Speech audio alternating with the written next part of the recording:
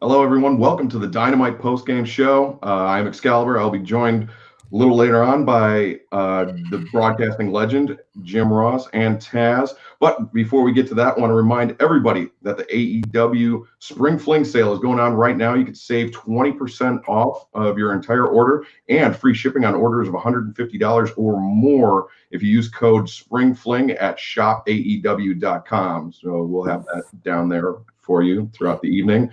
I'd like to introduce first my broadcast partner, best-selling author of the book Under the Black Hat, none other than the legendary Jim Ross, and the human suplex machine himself and bookmaker extraordinaire, Taz. Wait a minute, bookmaker? Yeah, well, you enjoy numbers, you know. Oh, that kind of bookmaker. Yeah. I don't know what you meant when you said, now I got it. Wow, I've been away from the city too long. All right, what's up, boys? JR, how are you? I'm good. How are you guys? Good. Just finished up watching Dynamite. It was another JR, how many OU shirt. JR, yeah, how many OU shirts you have? I know you have, the count. How many do you have? Oh, probably 100. You have more than, bro, you got more than 100. You got to have more than 100. I've probably got that many I have not paid for. Free swag, brother. All those guys in this business love the free swag. Yes, right, sir. Man. Yes, there'd be a lot of naked wrestlers out there if it wasn't for free swag. Yeah. Well, the reason is, and you guys notice, but maybe fans don't, most wrestlers are cheap bastards. That's a fact. Right. Let's get this show started right. You know what I'm saying? Yeah, you were breaking new ground here. Well, speaking of the show getting started, Dynamite tonight opened up with some very strong words from none other than Jake the Snake Roberts on behalf of his charge, Lance Archer.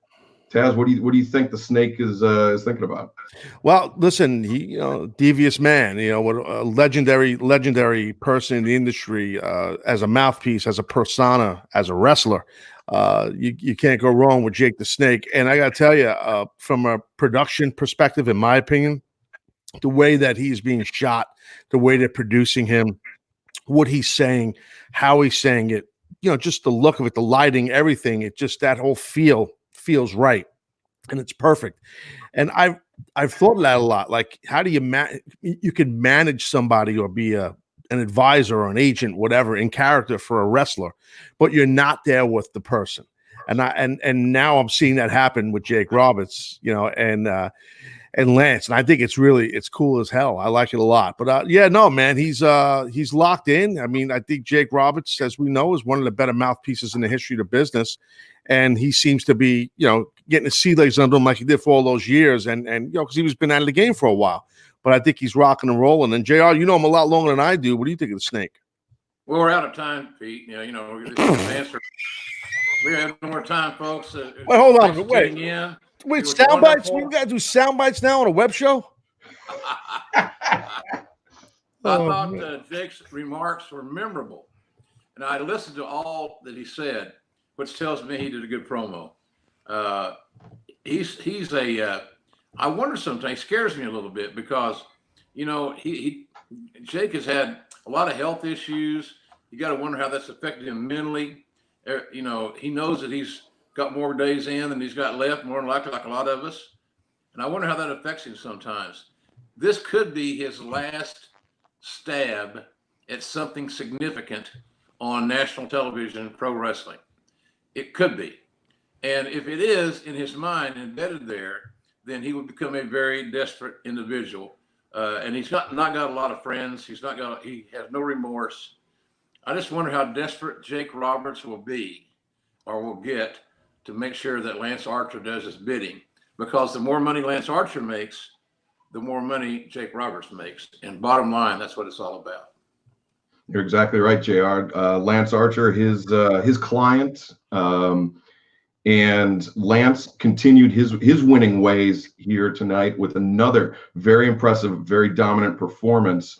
And it seems like Lance Archer perhaps has the most momentum heading into this TNT Championship tournament. JR, would you agree? Well, he's turning a lot of heads. I know, in talking to some of the guys, everybody brings him up in conversation. So momentum, he has had no competition, quite frankly. Whoever put him with Marco last week must be pissed off at Marco, because I don't get that whatsoever. But Archer's turning heads. He's doing everything he can to maximize his minutes and make sure people remember who he is. And look, his great run in New Japan was that. It was great. But he's in America, based in America. He has a chance to be a huge star in his home country. And I think that's big for these guys. Some of these guys, they're all a lot of common denominators here. And I think Archer is one of those guys that has something to prove. And he's going to do it right here in AEW with another guy that's got something to prove. He's got something left. I'm still viable in Jake Roberts. It's a very dynamic and combustible combination. You could call it a dangerous alliance for one. Oh, wait. That's but Taz, actually, I want to ask you this question. Yeah. We've seen Lance Archer the last 2 weeks facing off against smaller men. First Marco Stunt, then Alan Angels here tonight, and two very dominant performances.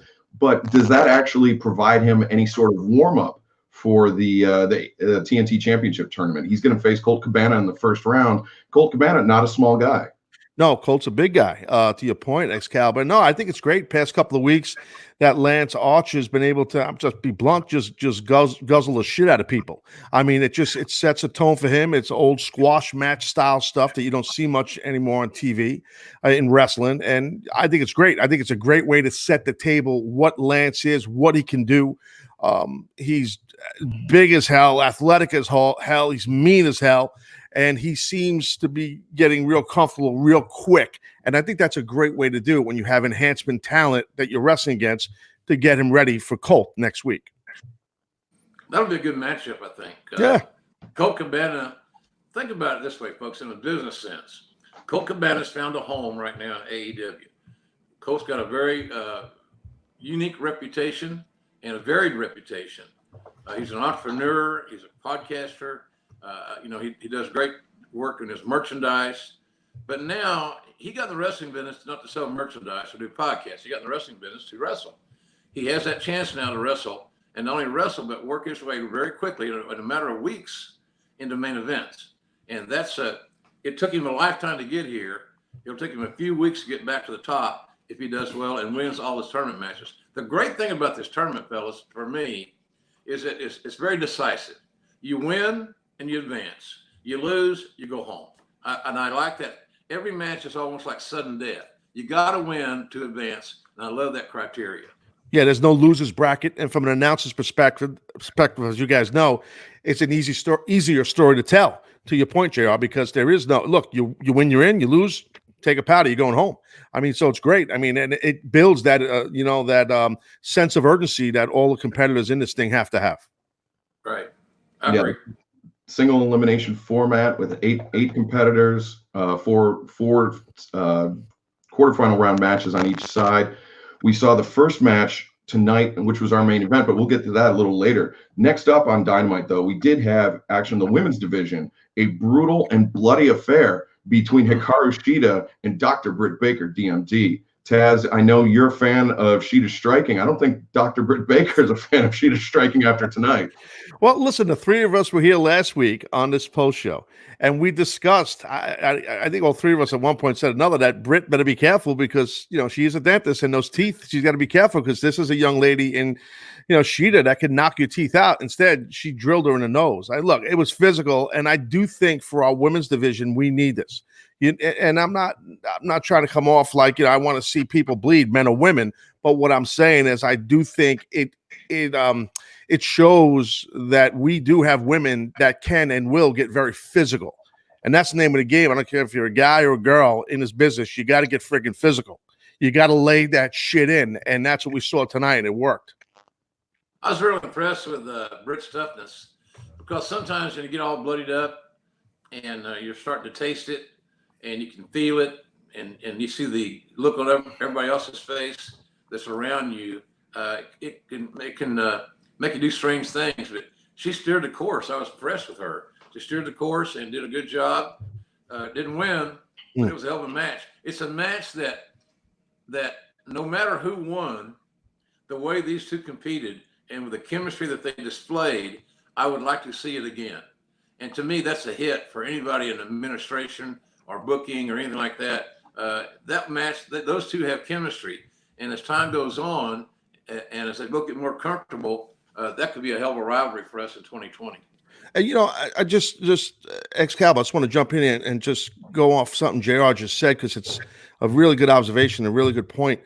When someone is bleeding, when you're bleeding, it's happened to me. And I could tell you, you could freak out sometimes. I mean, she didn't get big colors. She got a good amount of blood out of her nose and all that stuff. But if you get sometimes a lot of blood, or just blood in general, especially from somewhere in your head, and you can't see how big the wound is, it can freak you out a little bit. And to your point, JR, it can, you start to really, your blood pressure goes up, which makes you bleed more, which makes you blow up. So she kept her poise, Britt, which I thought, to your point, I thought was impressive.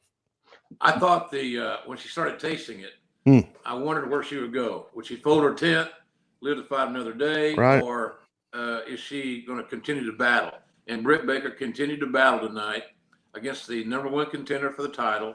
And all I know is that the women's Taz, you're right. That thing is going to get better, because the women are trying so hard. They're working hard. They're taking coaching, and we've got to remember, they're not working in the ring as much as ideally they should, because of the virus and all these other crazy damn things in our world. God bless everybody out there that's battling. I think I just think that division is starting to improve in leaps and bounds, and sooner than later, it's going to be it already is an asset, but it's going to be a bigger asset in the next few months, I believe.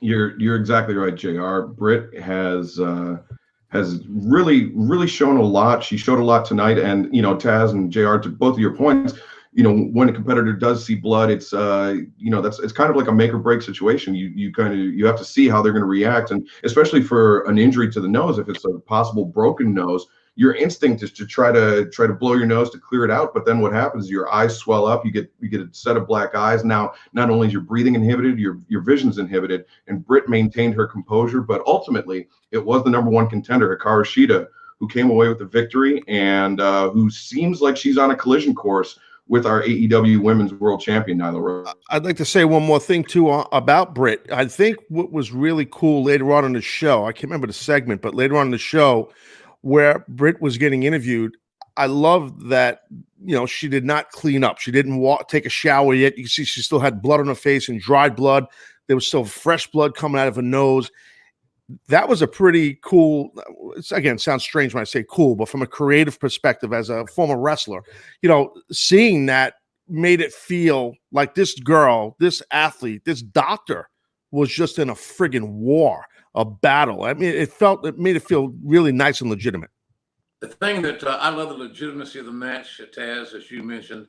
I know Excalibur likes the intensity as well. The only thing that kind of got me out of the mood for a little while, a few moments, was when somebody was holding Britt over the rail to facilitate a running knee lift by Shida. I didn't need to see that.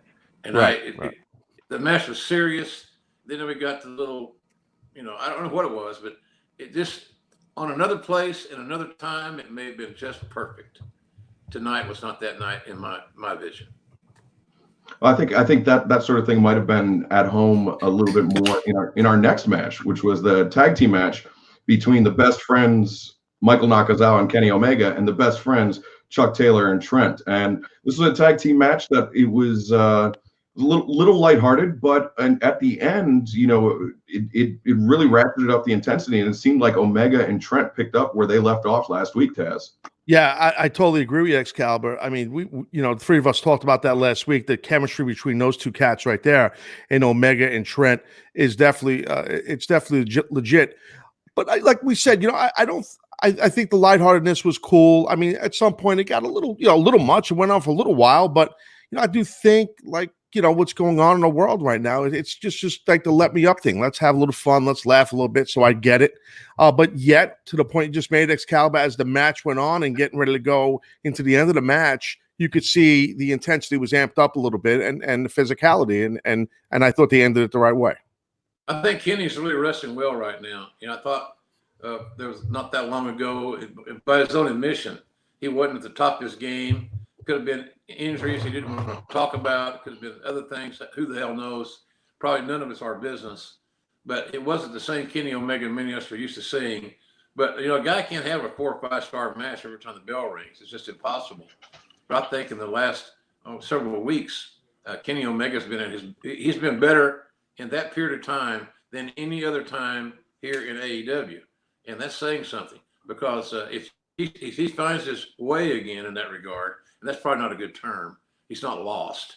But once he gets back in his rhythm and gets his mojo back, you know, we're looking at a guy that can beat anybody we got. So I'm excited to see how Kenny continues to improve, because he's been considered the best in the world. When you come into a company and you're called the best in the world, that's a hell of a big, tall. That's a lot of territory, I'm trying to say. No doubt. But, you know, I do think this, though, too. I think Kenny, you know, I think people got to give him some credit, because, you know, I think he had to find himself in wearing multiple hats, which he's never done, you know, as an EVP and helping some of the younger talent backstage, you know. So he probably, you know, being such a great worker and a great wrestler and so successful, you know, he's only probably cared about one person, and that's Kenny Omega. And that's how you should be. That's how you're a successful professional wrestler. You got to care about you.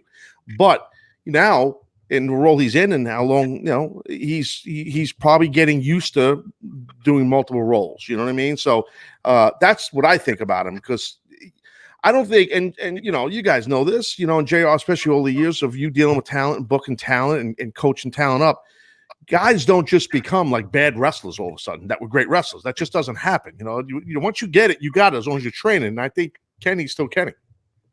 I think the distractions can mount up on you, no doubt about it. But bottom line is, Kenny Omega is exactly what we thought he was going to be when he came here. And I like the team that he and Hangman Page. You know, this virus has got travel for a lot of guys restricted, including myself. Well, all 3 of us. So, but I enjoyed the situation. I am getting more impressed with the best friends week after week. They're becoming better. They're raising their game and they're trying to get better, and I appreciate that, quite frankly, as an old timer. And JR, to put this in kind of a you know, traditional sports context, you have the team of best friends, which I believe are the number 5 ranked team this week in the AEW rankings, who just beat Michael Nakazawa, who's unranked, but they beat one half of the AEW World Tag Team Champions. And you brought up Hangman Adam Page. He's the elephant not in the room here this week. And so that really has to bolster best friends' confidence. I would think so. You know, Omega's not been the losing end of a lot of matches in the last several weeks. He was tonight. And so the best friends can certainly pat themselves on the back and have a big hug there. I still am amazed at how Trent, who has no last name all of a sudden, never loses his headband. That must be, we should sell those headbands on shopaew.com. I think it would be a big hit, because you just wear them forever. And then if you put a little thing on it, you can bring them down and a mask. That's true. Right? Mask gimmick. The mask gimmick is big now. Yes, that's true. Excalibur's got to change his mask and get the. I know, it's the wrong side up. Yeah. But speaking of shopaew.com, you can save 20% right now using the code SPRINGFLING. That's shopaew.com. And you know, you talked about how Kenny Omega is not a man who's lost a lot of matches lately. 2 men that have not lost either of them have not lost in the year 2020. Is the challenger Jake Hager and the AEW World Champion Jon Moxley. They are going to meet next week in a no-holds-barred empty arena match. JR, you won't be joining us on the post show next week because you'll be there calling this matchup. And it's got all, to borrow a phrase, it's got Slobberknocker written all over it. Yeah, look, when you're able to fight outside the ring and do anything you want to do, it poses some amazing opportunities for violence and disaster. Instead of not getting knocked down in the ring, where you at least use the canvas a little bit in the ring, you're falling on concrete, you're falling on steel, you're not falling on mattresses. It's just a very challenging situation. And it's Moxley's first title defense since winning the damn thing. And it's also the first time he's wrestled since Denver. If I'm not mistaken, you guys can correct me if I'm wrong. So you got to wonder, is he going to be rusty? Is he totally healthy? Is Moxley doing this because of ego, that he's got to dispel this big monster of Jake Hager? Look, there's no doubt in my mind, fellas, and I'm people say OJR is Oklahoma's biased. Jake Hager will be the AEW heavyweight champion at some point in time. Will that be next week? We'll find out, obviously. But the thing about this match, it may favor Hager a little bit because of the fact that he is a trained martial artist. I know that our champion, the Mox, is practicing, but there's a big difference in going in for a payday in a majorly televised MMA fight and winning, as opposed to training in a fight gym. So I'm intrigued by all hell by it. I think it's just going to be tremendous. I was watching the other day in one of my crazy times here, isolation. You watch a lot of crazy stuff. I watched the match with Jerry Lawler and Terry Funk empty arena match that Lance Russell commentated on a stick mic. Thoroughly entertained by it all, but it shows you the world is amazingly there to do any goddamn thing you want to do. And these guys want to one-upsmanship each other. They're both alpha male guys. I just think it's going to be one of the great situations and scenes that we've been able to bring the fans here on AEW, and I'm glad I get to call it because I'm restless and I'm ready to go, man. This is going to me, this is like this is a big deal for me. So to call a title match with these two guys who I have great respect for and know well. So it's a long answer, but I'm pumped about this. But I wish it was just a regular match because you can't afford to get guys like this hurt in this environment. It's like those guys that we were talking this week about the brawl for it all. Yeah. What a joke that was. Yeah. But people got hurt. And in this environment, if someone doesn't get hurt, I'll be shocked. Well, Taz, I wanted to get your perspective on this because obviously you coming up through ECW, there was a lot of hardcore wrestling there, but not only that, there was a lot of extremely skilled grapplers there as well. And so to me, this type of match, if it stays inside the four corners of the ring, it'll be to Jake Hager's benefit. But if it gets a little more hardcore, then I think it's Moxley's match. And would you agree with that assessment? Do you have any extra insights you could provide to that type of? Yeah, no, I completely agree with you because I was fixing to say, there's no doubt about it. I mean, the more this thing is a fight, the more it's in favor. And I know it sounds crazy. The more it's in favor towards the champion, Mox. If I'm Mox, and I understand and to Gerald's point, he's been busting his ass in training and stuff, and training in MMA, and he knows what he's doing. I get it, but it's not just Jake Hager's MMA background; it's collegiate wrestling background, it's high school wrestling background. This guy's a Division I. This guy was a Division I wrestler at a major league Big 12 school in Oklahoma. I mean, so this is no effing joke, But the thing is, man, if you're Mox, you got to turn this thing into a fist fight the best you can, because if Hager catches Mox in his finish, in that choke, in that arm triangle, that's a tough hole to get out of. Now I remember I talked to Jake a couple of weeks ago at TV, and we were talking and whatever about his hold and about his move. And I kind of had a feeling he was going to start doing sit-throughs with it. And now, once he's doing that to some of these people who've seen him, once you take a guy down to the mat with that hold and you sit through, it's over. I mean, shoot. That friggin' hold. I've been in that hold. I've been in that thing in a shoot. I'm telling you. You lose all your oxygen, Taz. You lose all your oxygen. Your mind goes crazy. Done. No matter, it's not being Superman or anything else. There's no kryptonite. It is a kryptonite. Right. Exactly. But I think that this is a very untraditional environment to have a world championship wrestling match in. If Moxley can turn it into a street fight quick, a fist fight quick, and not get into traditional grappling and or try to exchange what he's learned in martial arts with Hager, Moxley's got a great chance of retaining. But this is going to be the old Gordon Solie phrase of a game of human chess. We know the situation. We know the environment. We know what their game plans are.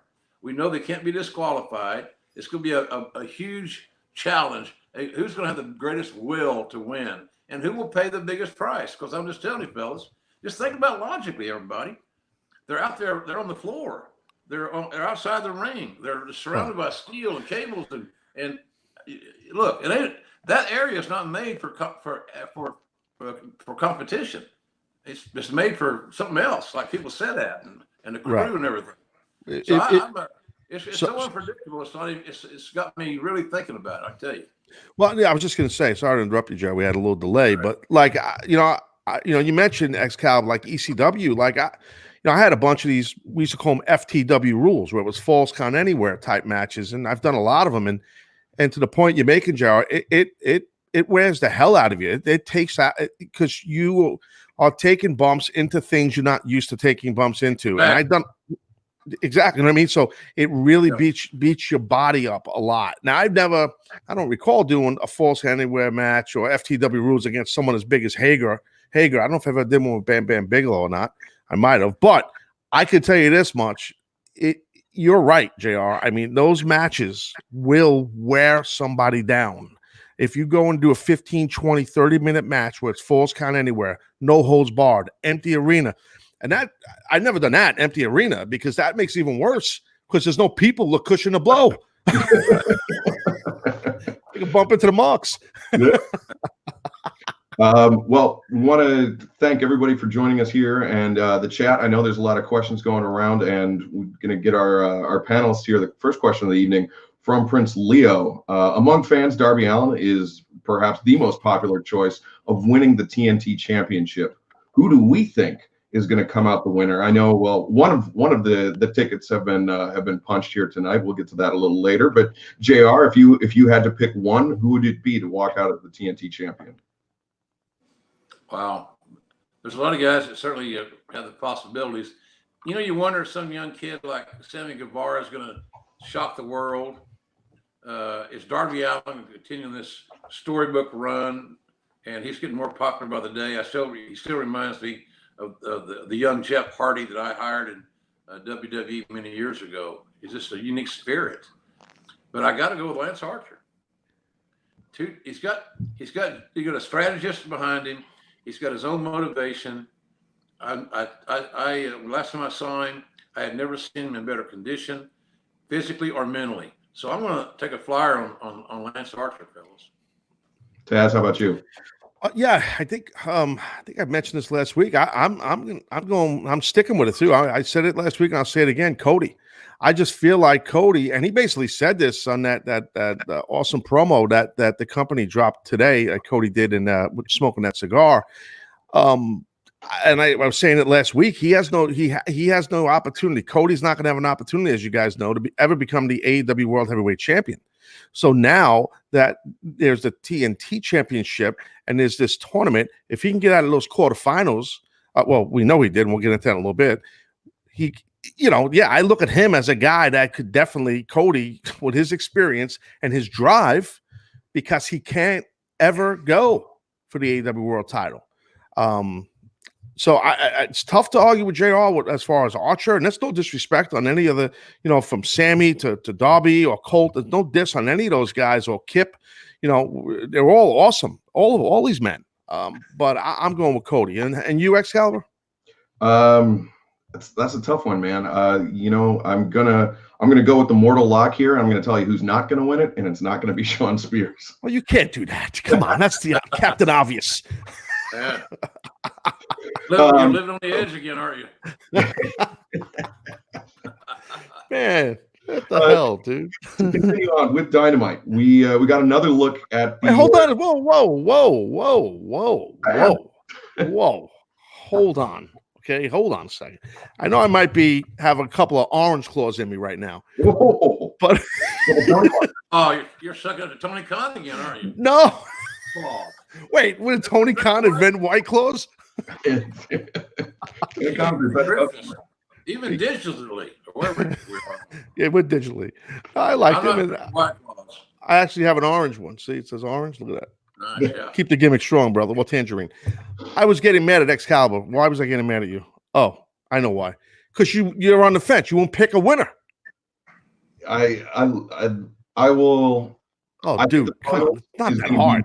I think the final is going to be Darby Allin and Lance Archer. I'm going to have to go with JR. I think Lance. I think Lance is just on such a roll, such a hot streak, and he's got A, so much to prove, and B, he's got Jake Roberts at his side. You know, that is something that is pretty much insurmountable. And, so let me get this straight. So I picked Cody, and I'm drinking White Claws. You are a company man through and through. You get some more free swag out of that deal. Mama didn't raise no fool. Yeah, Cody can send you a gift certificate for shopaew.com. Or you could just go there and save 20% off with the code Spring Fling. Hey, there you go. See how it works. So the Dark Order, we got another look at the organizational structure, the managerial tactics and strategies of Mr. Brodie Lee, and he's a guy that appreciates sartorial elegance. He saw a couple members of couple of the followers were dressed a little schlubby, and he let them know about it. Taz. Schlubby, nice. Dress code Jones, we call that. Yeah. So I guess, yeah. So you can't sneeze, you can't cough, you got to have the dress code. The next one I think would be shine your shoes. You got to have shine. You got to have some shine on your shoes. That's another inside gimmick. But anyway, so yeah, look, when Brodie rolled up in that matte black G-Wagon, I'm like, my man is swagged out. Look at this guy. And yeah, Mr. Brodie. Yeah, he look, I don't, it's going to be hard. It was hard enough for the Dark Order to get recruits. I think it's going to make it even harder because Mr. Brodie is a hard ass on these guys. So, and I got a feeling it's probably fixing to get worse as time goes on. I think Brodie's given the Dark Order credibility. I think he's given them a heartbeat. And just for me, and I think that they've narrowed it down and weeded it out to where, you know, Evil Uno and Stu Grayson they're a good team. They're a really good team. Real good. Yeah. So, but I think the big difference is going to be Brodie. So consequently, right now the Dark Order are better than they've ever been. They're going to become a bigger asset. And again, guys, it's the same thing. I just beat a horse to death. The bigger asset you are, the more money you make, and that's why they're here, to make a living, make money. Yeah, and talk about winning. Brodie Lee continued his winning ways here in AEW, flattening Lee Johnson in with that discus lariat, that brutal lariat. He just generates so much torque, so much power, and he very nearly beheaded this young man. He looked good too. He looks like in great shape. Yeah, I thought he was in great shape, and he looked good in his ring gear. You can tell he didn't get his ring gear at Target. He's custom made, man, and I like that. He reeks of success. Yeah, he does. So if his minions can attach to that, you might have something there. Yeah, and I think Excalibur, you hit on something pretty good there, pretty smart, I should say, about the torque and the spin and how, you know, with the lariat, with the clothesline, his footwork, meaning, you know, Mr. Brodie Lee, his footwork is tremendous. I know he's got a lot of experience, you know, a lot of experience. I know he's far from a rook. He's far from green. I get it. I know he's a true pro, but his footwork for a man that big, he's very quick, and he's a giant guy, as you guys know. So that's a, you know, JR, as you know, that's the mix you want, right? You have that size, you have that intensity, you have that quickness and the athleticism. Those are all the ingredients you can't miss, right? You can't be a Clydesdale. Right, and he's not. Thoroughbred. Clydesdales have big feet and they're slow. Right. Thoroughbred's what you're looking for, and he looks to be that. And again, if nothing else, right now, he has made the Dark Order relevant. And to me, they weren't as relevant as they needed to be prior to Brodie getting here. Yeah, they promised the Exalted One for months and months, and they finally delivered on it. And they delivered in a very big way, no pun intended. Before we want to get on to our next part of the show, Ed Marlowe in the chat just wants to thank JR for his books and everything you've done for this great business. So thanks. Thank you, Ed. I've had fun. Just make it. Yeah. Just no fat wrestling fan making a living doing this stuff. It's crazy. I hope you're and I appreciate you reading my book. It's right now. It's the #1 selling sports biography on Amazon in the globe, and it's right there with Kobe Bryant's autobiography. Yeah, Mamba Mentality and Under the Black Hat, two great tastes that taste great together. That's awesome. That's awesome. Congrats again, JR. That's awesome. Yeah. Very happy for you, brother. Yeah. Thank you, buddy. So next on Dynamite, we heard from Matt Hardy live, or I guess on tape from the Hardy compound, and he had some very pointed words for Chris Jericho, and even challenging him to what he called the elite deletion. And Taz, I know you and Matt Hardy go way back, and I mean JR, you also, but Taz, can you give us any insights into the mindset, if you might possibly, of Damascus himself? It's wonderful. How do you get in the mind of Matt Hardy? I know Matt a long time. I've wrestled Matt. I've traveled with Matt. I love Matt, but he's a different Matt than he was back in the day. But I still communicate with him good amount here and there, and he is such a creative guy. And to me, the whole gimmick that whole thing, man, it's riveting to me. I love it. I love it, and it's so awesome that he's getting a chance to really let his creative juices out, and the company's given the opportunity to be that Matt Hardy, And I do think, with two guys with the experience level and the success rate of Jericho and of Hardy, that you got makings of something that's going to be really cool for wrestling fans, AEW fans, namely, that are going to sink their teeth into this. And I got to see this. I got to see. I love Matt Hardy's work. When I hired both those kids in WWE, they were teenagers, and they had a sewing machine, and they made their own ring attire. And some of the guys thought that was kind of funny. Here, these two young green kids from North Carolina make their own ring attire. Ain't that cute? Being a wise ass. I thought it was great. It showed commitment to me, and the fact that they were willing to go the extra mile to get in the business on a big way. But I got to say, did you guys watch the movie, John Wayne's movie, The Cowboys, where Bruce Dern shot John Wayne in the back? Yes. Long time ago. Bruce Dern looked like? Yeah, that's Matt Hardy is a resemblance of that Bruce Dern character. Yeah, those huge teeth. Very much so. He's that wild hair, that crazy look. Wild hair. Those teeth look like dominoes. And just that crazy delivery. If Jeff Hardy, if Matt Hardy invites Jericho to the Hardy compound, that's something we got to see. And I can only imagine, is that a one-parter? Is it have a cliffhanger? Is it a 2-week deal?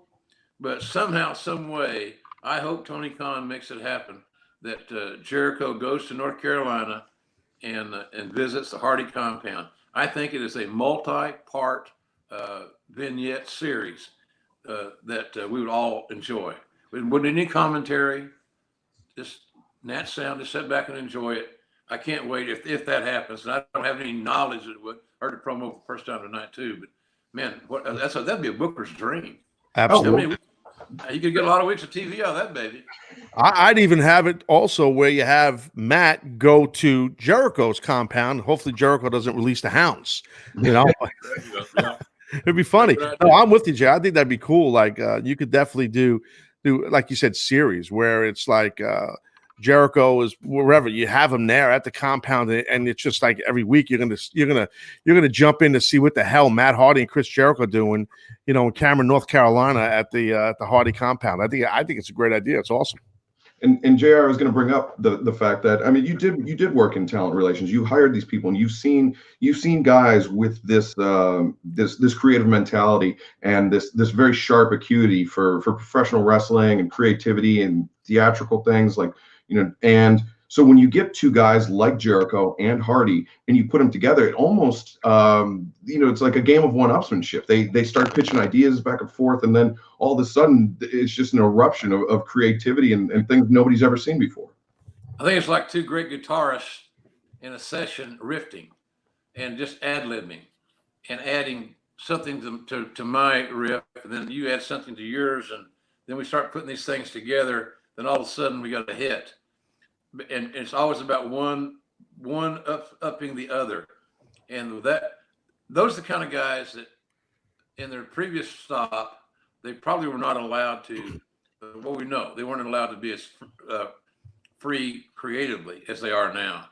So I think they would take advantage of this opportunity, and it would be an award winner. I think fans would embrace the hell out of it if it were to happen. And again, hell, I'm sitting here in Oklahoma. I don't have any inside info on that deal, but to me, it just after he made the challenge, I said, yeah, I'll go for it. That's good stuff. And Taz, that's a good idea about returning the favor and Matt, invading Jericho's spot. But we got to get this damn virus under control a little bit before we get all these wonderful big plans. Absolutely. On a side note, speaking of movies, JR, and Oklahoma, I got a chance since last week. I watched the Tiger Gimmick Jones show, whatever it was called. Right. This was insane. Okay, it was. These people are animals. I'm watching, and I was sick to my stomach a little bit on some of the scenes. I'm mad at both of you guys for making me watch it. That's all. I didn't do anything. I told you it's compelling but hard to watch. Those are my exact words. And the finish, the end of the thing. I watched the whole thing with my wife, and then we were both pissed. Like, what the hell? That's the finish. It wasn't even like a hook for like. I want to know what happened to these other people. Like, well, your president is considering pardoning him out here. Wow. I heard on your president. He was talking about it on a press conference. Not just that. At a press conference, he was asked about a pardon, and he said, "I'm going to check into it." Oh my God. Yeah, you got nothing better to do. You got nothing better to do. No. Goddamn virus is here, and you're talking about Joe Exotic, for God's sake. The old independent wrestler who couldn't get booked then. Jesus. Mullets and blonde hair and you idiot. Oh, man. That's the thing about I knew that I did an interview today with Tony Bruno on Sirius XM, and I said, well, I felt so bad for this guy. I went down and adopted one of his lions. He's in the backyard. I think he's hungry. They do the same difference. I don't even know how to take care. I don't even have a cat, much less a lion or a tiger. Can't you imagine, dude? Unbelievable, man. Oh yeah. Hey, he's becoming a pop culture icon. As sad as it is, and you look on social media. I'm not. Hey, not with me. Because he's embarrassing for my state. But we found out. I told you last week, guys. I broke the news. He's a Texan. He slipped across the goddamn border and infiltrated our ass. That's what he did. And he was born in Kansas. So don't blame us for this goof. He's just in the Big 12 country. Let's be honest. That's what it's all about. Kansas, Texas, Oklahoma. Hello. So, well, that has been your Tiger King minute of the week, and we'll get back to our. The main event here tonight on Dynamite was the first match of the TNT Championship tournament, as Cody was able to defeat Shawn Spears. And after All Out, we thought the hatchet was buried between these two men, but apparently it was not. And there seemed to be a very quick resumption of hostilities between Cody and Spears. Taz? Yeah, listen, we talk a lot about chemistry between two men or two women in the business, in a match, and from an athletic perspective, a wrestling perspective, you see Spears is wrestling Cody, Cody's wrestling Spears. You just know right out of the box, you're going to get a legitimate match, like a really good match. These guys just gel really well. So just from a wrestling perspective, it was a hell of a match. It was excellent. It was awesome. And the backstory of it, which leads up to it, with the chair and everything, and you guys were there and called it. I wasn't in the company at that time, but that, and I think the video packaging that we put on TV for it really led to everything. It was great. And I love the match. I just love the match. I mean, and I love watching these two guys work. They're both passionate guys. They're both creative guys, very smart guys. They love their craft, Cody and Shawn. And, I thought it was awesome. JR, your thoughts on it? Yeah, I liked the match a lot. I thought it was really good. Spears is so close to being great. 6'3", 225, 230, athletic. He's got agility. He doesn't have two left feet. He's got experience. but he's missing some intangible. Maybe that was Tully not at ringside tonight because of the virus. Maybe it's because his mind has been so set on finding a partner, because I truly believe that if Shawn Spears and Tully Blanchard found the right guy or gave the right guy an opportunity, that they could be a very viable tag team, and including being the champions, because of Tully's. Guys, we all remember Tully was one of the great tag team wrestlers in history. Well, of course, with Double A. Yeah, and they headlined everywhere. So he's got the tag team thing down. He'll bring a skill set to a team, a unit that we haven't seen before thus far from Tully. So I don't know what it is, but I would buy a flyer on Spears that before this year's over, he's going to be significant in this company. I really believe that. And Cody, I noticed, seemed to be leaning out a little bit. Yeah, I thought he's leaned out some. Looked really, really good. That tells me that he's working on a lot of cardio. So longer matches, he's not going to have fatigue issues whatsoever.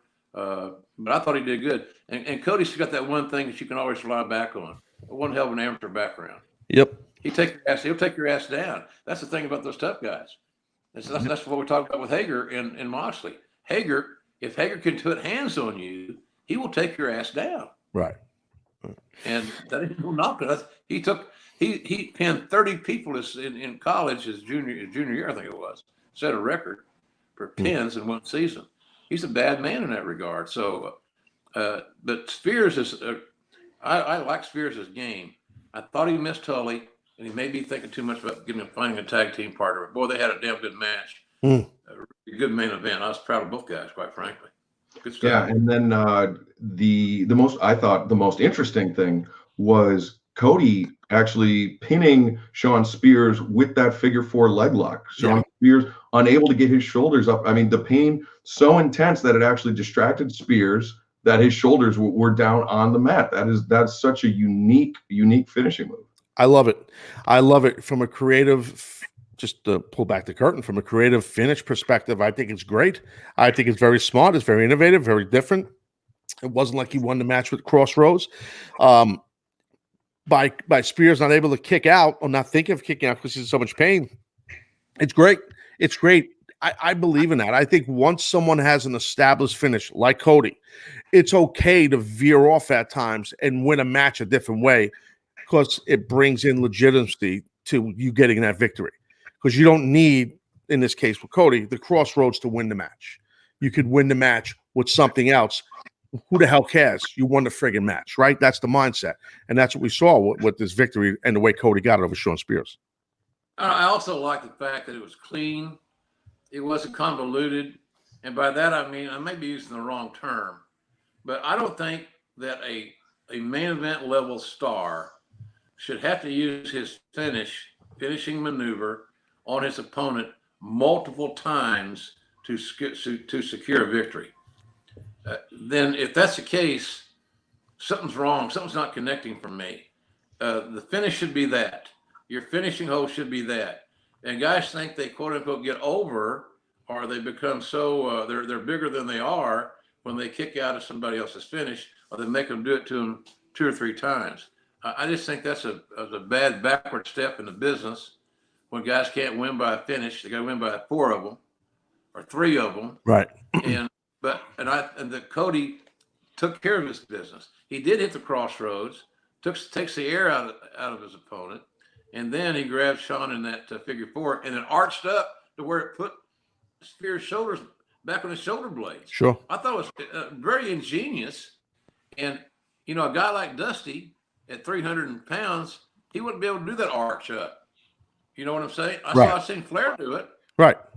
But Cody picks up something from everybody all the time. He's always watching stuff, and he's a true student of the game. And it's good thing he's got a real good wife who tolerates it, because he's arresting 24/7. Yeah, he don't stop. It's true. Well, Cody advances to the semifinal round of the TNT Championship tournament, and next week on Dynamite, We'll have more tournament matches. We'll see Darby Allin in action, Lance Archer, and this is shaping up to be something really, really special and worthy of the name of the TNT Championship. Really, really doing a good job of promoting our broadcast partner TNT. Well, it also shows. I mean, you have the athletes that you have that are in this thing competing, and how important it is, and how it seems like the matches are being laid out on TV. It's not all in here you go, one shot. Here's the whole tournament. It shows how important this TNT Championship truly will be once we see this title and whoever is the winner of this thing, the victor at the end of the tournament. It's going to make it feel, which it should, so much bigger and so awesome. And that's like, wow, this is a huge thing. This person is the first ever TNT champion. It's a really cool concept. And I'm usually not a guy who loves tournaments and pro wrestling, but when tournaments are done right, I'm down. I love it. And this is being done right. You could just tell already. Yeah, and it shows a great partnership, a great bond with AEW and our partners at TNT. They presented us with a 3-year extension of our agreement, which is great for everybody. But it also shows that they want to be a part in name and in spirit to our brand and what we're building. So I really think it's going to be fun. I look at it, it's a bigger deal than the TV title. But let me tell you something. The TV title, and I've worked at a couple of different places where the TV title was significant. It was significant in the Mid-South because Bill Watts made it that way. And quite frankly, Terry Taylor did a real nice job as our TV champion that I can recall. And then Arn Anderson was a TV champion in the NWA for a long time on TBS and so forth. And he made that title mean something. So championships are great if the people that hold them represent them with class and dignity and with a high skill set. And I think with these guys in the tournament, we can't go wrong. This is going to be a great first champion. And the neat thing about it, you're going to make a little bit more money. You're going to get more notoriety, more marketing opportunities, without a doubt. And you'll always be able to say, I was the first. There'll be others, but I was the first. Just like Chris Jericho could say he was the first AEW heavyweight champion. That doesn't go away. Yeah, it's a really, really great field of competitors. And, we've got three of the competitors are young, kind of represent the future of the business. And then the rest of the field, more established and, guys that are kind of, fighting to prove that they have a place at the top here in AEW. And so it's a really unique field, and I think it's going to be very exciting for us to watch this unfold. As much as I hate to be watching it unfold from my couch, I do get to be a fan just like everybody else in the chat, and we want to thank you guys again for joining us. And so it's bittersweet for me. But at the end of the day, very exciting to get to watch, this road to crowning our first ever TNT champion. Excalibur, is that a Menudo album behind? What is that album behind you there? Side note, random question. Random. This is actually a John Prine album. The gentleman just passed. Yes. Yeah, John Prine passed away last night. Didn't last week you have a Menudo album? Someone told me. No, Talking Heads. Okay, you remember Menudo? Remember them? I do remember Menudo. JR, that's you remember them, JR? I thought that was a salad. Guess not. What you boys have for dinner tonight? Let me tell you what I have for dinner. I'll do my own lead in. I'm so tired of cooking for myself. I had 2 bowls of Special K with bananas. Nice. I finally lost it all. My will to live is waning. So I'm glad I'm going back to do a little work next week. Should be fun. A little Snobber Locker time with Moxley and our boy Hager, so it'll be interesting. Maybe we can to Judge Jeff Jones get you a care package sent from Jimmy's Seafood. Yeah, there you go. I'm gonna order some Jimmy's. That's what I need, some crab cakes. I won't screw that up. Yeah. I follow Hager's dad on we're friends on Facebook, and he is a major Trump guy. Me, not so much, but I don't hate him. I don't hate the president. I respect the office. But the one that when I told Jake, I said, I followed your dad on Facebook. He said, oh my God, you're going to regret that. So every day I get about 2 or 3 those little cartoons every day about how shitty the Democrats are and how wonderful the Republicans are. And that's a sign of our times. That's a sign of our times. Then Bernie gets out of the election today, and he's probably forgot about it already because he's old. The Democrats, they got no more chance to win in the presidency than Joe Exotic did when he ran. No way in hell. And with that, ladies and gentlemen, that's my. I had. So to answer your question, I had chicken parmesan with light sauce and a little side of rigatoni. Okay. You never had light sauce your whole damn life. The light sauce. Was it Andre's version of light sauce or Little Brooks' version of light sauce? Listen, this is New York. This is New York sauce where my wife, a New York girl, is making the sauce, bro. This is not stuff out of a bottle. You know what I'm saying? Why don't you send me some? You know what? Give me some of that Chipotle ketchup or make a little swap-a-rooney there. You know what I mean? I got some. Yeah, the best Chipotle ketchup I've ever had, right there. For the record, I have not eaten dinner yet. It's just coming up on 8 p.m. here tonight on the West Coast, so I'm looking forward to a nice meal. I think I'm having some chicken breast and asparagus as soon as we finish up. And what are you going to a bodybuilding contest? Chicken breast and asparagus. Well, I got to take my Deca Durbin shot here in a little while. And trying to work it out here. You know, look at this body. Look at that. I don't want to. I have to be serious for a second. It's not because I'm trying to eat healthy. It's just because I haven't been shopping in a week and a half, and this is all we have left in the fridge. That makes sense. I thought you were going to start eating egg whites now. I don't know what's going on. I'm like, all right. I went to the grocery store today, and I probably should not have driven because I've been having a good time here at the house. That's a bad thing too. Left my own devices with nobody to watch over me and to mind. It's not so good. So I go to the grocery store today, and they got the little self-checkout thing. You can check it yourself out, right?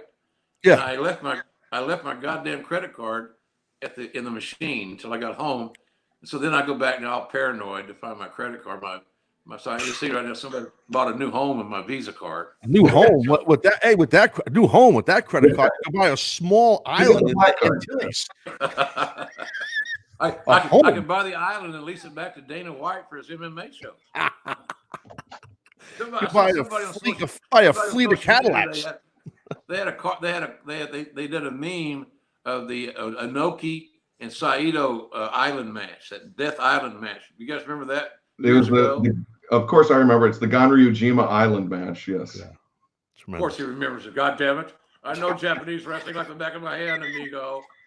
El Torpedo Suicido, December 7th, 1941.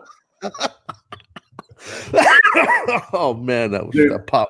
Technically, the reason why they wrestled on the deserted island was because Musashi, who was a samurai in the I believe the 1600s, would go out to that island and duel people there, and so Inoki thought of himself as the reincarnation of Musashi, and so that's why he would go out there with Masa Saito or Tiger Jeet Singh and wrestle them on Ganryujima Island. I thought he's the smartest guy on the broadcast team in AEW right there. This kid, the masked man. Hey, I pitched an idea one time to McMahon to have we were needing another match for Foley and Undertaker. Undertaker liked working with Foley and vice versa because it meant big money as a rule. So I suggested Alcatraz. Have a match in Alcatraz where to win, you got to escape the island. So it'd be kind of like the thing the Undertaker did with AJ. Yeah. Pre-tape it, real, cinematic. Like a cinematic movie, comedy movie. So I think that night. But here's the difference in that and what Moxley and Hager are going to do. I always want to call it Swagger. Hager's going to do. And that is, it's not a mini movie. It's a fight. It's a continuous fight. Right. Until somebody can't go no more. Yeah. It's not edited here. This right. Move, cut. Okay, hit him one more time and make a face. Yeah. Ain't that? No, you're right. It's going to be just a straight up Donnybrook. It's going to be a fight. Love it.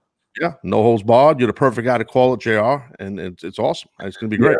Can't say that I'm not more than a little jealous that you get to call the World Championship match, but JR, there's nobody better for it, and so We look forward to that next week on Dynamite. We want to thank everybody for joining us here tonight on the post-game show. It'll be just me and Taz next week. JR will be on assignment, so look forward to that. And gentlemen, thank you very much for joining us, and have a good night.